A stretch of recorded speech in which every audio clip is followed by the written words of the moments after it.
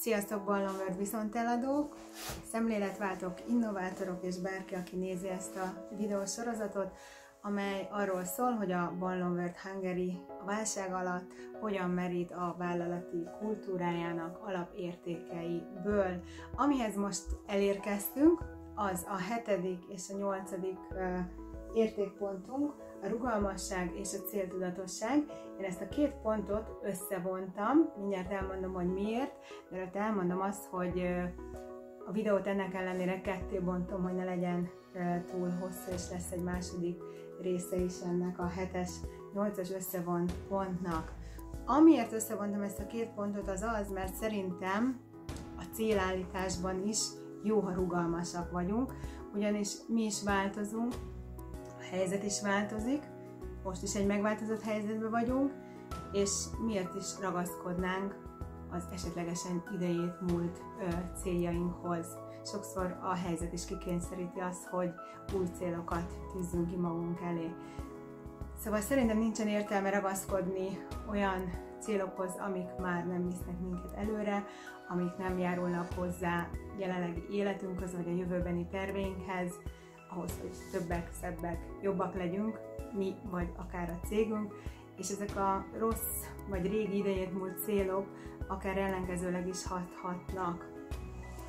Sokan meg szoktak lepődni, hogy miért vagyok képes újra és újra beülni PIA-nak, Pongorius Attilának a januári évindítójára, ami mindig egy célállítási, célkitűzési kétnapos tréning, hiszen már ugye nem egyszer voltam. Attila meg körülbelül pont ugyanazt mondja el minden alkalommal, mi több, még a munkafüzet is pont ugyanúgy néz ki, mint az előző években, vagy majdnem ugyanúgy néz ki, mint az előző években. Igen, lehet, hogy ő ugyanazt mondja, de nem ugyanannak az embernek. Ugyanis egy év alatt szerintem nagyon sok minden történhet egy emberrel, és jó esetben egy év alatt egy ember nagyon, nagyon sokat tud fejlődni. Ezért nekem például kifejezetten jó az, ha újra elgondolkodhatok évről évre magamon és a céljaimon, a cégemen és a céges céljaimon is, és kitalálhatom azt, hogy mit, hogyan szeretnék csinálni az adott évben. Sokszor ez csak egy picit módosított vagy továbbfejlesztett formája, nem egy teljesen új cél, mert ezt tudjátok, látjátok, hogy nem vagyok egy sorozatvállalkozó, 25 éve egyetlen egy cégem van, és ugyanazt a céget vezetem, de mindig vannak alcéljaim, meg alcéljaink, amiket akkor találunk ki az adott évre vonatkozólag, és amelyek a fő cél irányába viszik a vállalkozásunkat, vagy akár engemet személy szerint.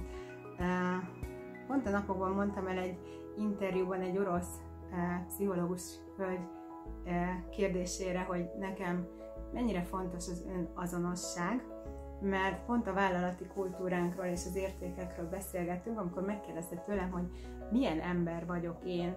Hát mondom, szerintem pont ugyanilyen, mint ami itt van mögöttem, és hozzátettem azt is, hogy nekem nagyon jó érzés az, hogy önazonos lehetek, mert én nem szeretem sem megjátszani magam, se szerepeket játszani, és azt is megfigyeltem, hogy ez a dolog, ez hitelessé tud tenni engem mások szemében, és azt gondolom, hogy egy vezető sem viselkedik másként az életben, mint ahogy az üzletben viselkedik, és akár, mint ahogy most a válságban viselkedik.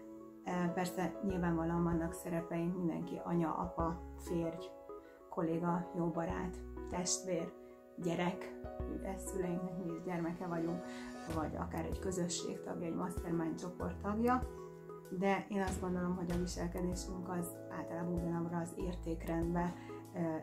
értékrendre épül, amire a családban is, vagy egy munkahelyi közösségben is épül. És nekem az irány, illetve a jó iránya sokkal fontosabb, mint maga a cél. Nyilván valamiféle célok mentén mi is menetelünk előre, és ezt az előző videóban a pénzügyi tervezés résznél ki is fejtettem, hogy a válságban is vannak céljaink és vannak terveink. A fő célomat tudjátok, hogy az, hogy a csapatot egyben tartsam, bármi is történjék az országban és a világban, ez feltett szándékunk. És talán furcsa lehet az, hogy én ezt is kimerem jelenteni, vagy talán fura lehet az, hogy én ezt így elmerem dönteni, most, amikor minden ugye annyira bizonytalan. De én azt tapasztaltam meg, és erről szeretnék nektek mesélni, hogy az életünkben nagyon-nagyon sok minden tényleg csak döntés kérdése. Én 5-6 éve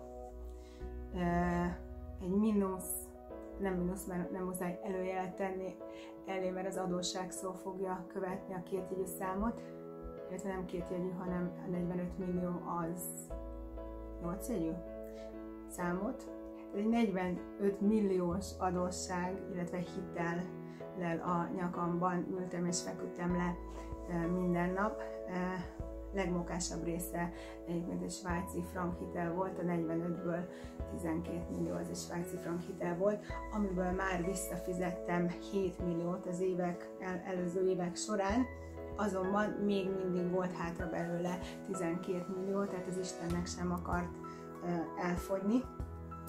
Nem aludtam túl nyugodtan azokban az években, viszont meghoztam egy döntést.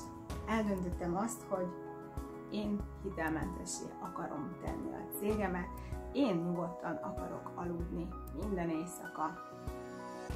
Ennyi, pont. Döntés. Nyilván nem csak a döntés kellett ahhoz, hogy ez megtörténjen, hanem az is, hogy kurva sokat tanuljak a pénzügyi tervezéstől elkezdve a controllingon át, a mérlegolvasáson át, a vezetői kommunikáción keresztül, a szervezetfejlesztésig. De a lényeg, hogy eldöntöttem, és 3 év alatt meg is csináltam, és azt gondolom, hogy elsősorban azért tudtam megcsinálni, mert ott akkor meghoztam ezt a döntést. És amit még gondolok, hogy ha valamit legalább egy másik ember megcsinál rajtam kívül, akkor én mindig azt szoktam mondani, hogy nagy valószínűséggel ezt én is meg tudom csinálni, mert én is ugyanúgy emberből vagyok, mint ő. Annyi, hogy meg kell szerezni a hozzávaló információkat, és ehhez nem kell sem restnek, sem lustának lennünk. Nyilván amennyiben olyan jellegű elmebéli dologról van szó, vagy ha mondjuk egy testtel kapcsolatos edzéssel kapcsolatos dolgot tűzünk ki, akkor pedig annyi, hogy keresünk egy jó edzőt, elmondjuk a célt, és elérjük a célt, de ehhez nyilvánvalóan kell szintén egy döntést hoznunk az elején. Volt annak a döntésemnek akkor egy másik fele is, egész pontosan így szólt az egész mondatom, hogy miután hitelmentessé tettem a céget, cash tartalékot akarok képezni, úgy, mint ahogy ezt a nagyok teszik, ugye az Apple-ről, meg társéről állandóan azt halljuk, hogy mennyire tele vannak cash-sel. Én gondoltam, hogy kicsi vagyok, de miért ne lehetne az én szintemen is. Ez egy cél, azután a cél után, miután hitelmentes a cég, hát akkor képezzünk mi is cash tartalékot, mint a nagyok. Ha ők meg tudják csinálni, mi is meg tudjuk csinálni kicsibe. És akkor ugye mi következett? Ugyanaz következett, megint tanultam, megtanultam azt, hogy ezt hogy kell. Én nagyon sokat tanulok, és van pár barátom, vagy inkább barátomnak a hozzátartozója, aki ki szokott nevetni, ki szokott csúfolni, hogy te már túl okos leszel, annyi tanfolyamra jársz, és ez egyrészt azért nem érdekel, mert az ő célja az nem az én célom, és fordítva se, az én célom se az ő célja. Továbbá pedig azért nem érdekel, mert én mindig azt tanultam, amire éppen akkor adott pillanatban nekem vagy a cégnek szükségem volt, tehát nem ez az össze-vissza tanulgató és tréningre járó valaki vagyok, aki a tanfolyamokon melegszik és bandázik, és utána a jegyzete a fiókba landol, hanem az a típus vagyok, aki a tanultakat beleteszi a gyakorlatba. Szóval megcsináltam a döntésnek a második felét is, ami ugye a tartalékképzés volt, és gyakorlatilag ez az, ami miatt most nekünk lehetőségünk van arra, hogy pár hónapot ki tudjunk húzni és át tudjunk vészelni. Azt pedig csak nagyon remélem, hogy ez az egész nem fog pár hónapnál tovább tartani, mármint a vírus része, mert nyilván a gazdasági része az egy szép lassú, hosszú és fájdalmas folyamat lesz szerintem. Amiért még ezt hiszem, hogy ezek a dolgok lehetségesek, tehát amit eldöntünk, azt megcsináljuk, amit az öreg Henry Ford is mond, és ezt nem egyszer megtapasztaltam, hogy akár hiszel benne, hogy képes vagy rá, akár nem, igazad van. És egyébként nagyon szeretem az öreget, úgyhogy mondok még egy másik kedvenc idézetet tőle, ami szerintem most számomra legalábbis elég bíztató. Amikor úgy tűnik, hogy minden ellened van, emlékezz rá, hogy a repülő is széllel szemben száll fel, nem vele együtt. És van egy harmadik is, ez most a célomhoz kapcsolódó idézet, ez a "You can take my factories, burn up my buildings, but give me my people, and I will build the business right back again." Azaz, elveheted a gyáraimat, felgyújthatod az épületeimet, de hagyd meg az embereimet, és fel fogom építeni a bizniszemet újra. Én azt gondolom, hogy két választásunk van, általában is, meg most is a válságban. Az egyik az, hogy félünk, vagy szembenézünk, elszaladunk, vagy emelkedünk. Amúgy ez angolul lényegesen jobban hangzik, úgyhogy most elmondom angolul is. Fear has two meanings, fear, F-E-A-R, forget everything and run, or face everything and rise. És én azt gondolom, hogy döntés kérdése, hogy mit akarunk csinálni, és lehet, hogy most ugye a válságban sokkal könnyebb is a döntés, mert már szúr annyira szög, hogy ne üldögéljünk a szögben, vagy a langyos fosba, én azt szoktam mondani. Ugye ez a kényelmes szituáció, amikor benne vagyunk, nem érezzük benne jól magunkat, de azért még tocsogunk benne egy kicsit. A szög pedig ugye a viccre utal, amikor a székely kutyája szögben ül és vonyít, és a székelytől megkérdezi a vendég, hogy ha fáj neki, miért nem áll fel, és miért nem megy arrébb, és erre a kérdésre a székelyházigazda válasza, hogy hát, mert nem fáj neki eléggé. És bevallom, hogy én is beleesek néha abba a hibába, hogy nem fáj eléggé. Pont a napokban fordult velem az, hogy a válság hatására hoztam egy olyan döntést, amit kb. Már 5 éve meg kellett volna hoznom, csak ugye a kényelmes békeidőkben ez a szög nem szúrt eléggé. Hát most szúrt, fájdalmas volt a döntés, igen. Szarul éreztem magam tőle, igen. És ráadásul még sokba is került. Sokba. De azt hiszem, hogy ha egy háborút meg akarunk nyerni, akkor bizony néhány csatát tudatosan el kell veszítenünk. Úgyhogy nem húztam tovább a döntést, és most van az, hogy odaértem ahhoz a bizonyos hídhoz.